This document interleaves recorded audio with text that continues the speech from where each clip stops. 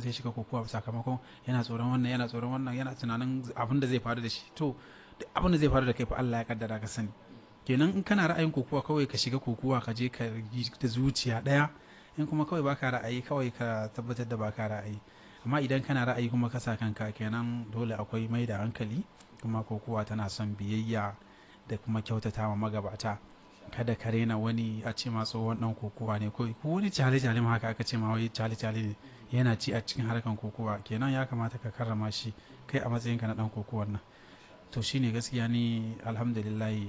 duk wasu jagorori idan kaga kawai ni na samu matsala da mutum to shine kawai ya bani matsala kuma na fahimci a rayuwarsa kawai babu Allah babu annabi to ni gaskiya kawai ba ruwana da kai kome kake kome zaka bani ma kenan abun da yake nan mutum kuma mai mutunta ne wallahi duk yanda yake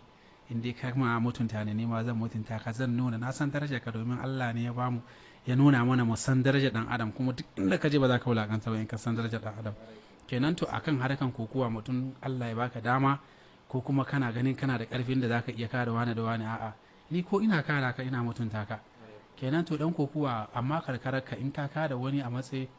dan wani gari ne kai kana wannan gari ya zo kun haɗu kun yi kokowa shikenan kai tunanin abota ce ta haɗa kuwa kun zan abokan juna kada ku fara gaba da juna kenan sai ku dinga ma zuwa kuna haɗuwa kuna yin training da junanku ana yi kokowa dole ne ka kada a kada ka ne kar kai tunanin dan wani yana kada ka shikenan a'a to wanda zaka zo ka kada shi ya kada ka kai kana karuwa da shi shi ma yana karuwa da kai to idan ba a yi din kaga bai da wani amfani kenan yan kokowa su yi kokari su dinga haɗuwa na wannan gari da wannan gari mu zama da kawai duka a dauki yan uwa ne ga baki daya kenan abun da yake nan duk da yake kokuwar da ake yi tsarawa ga baki daya idan ka zan wani abu cikin garinka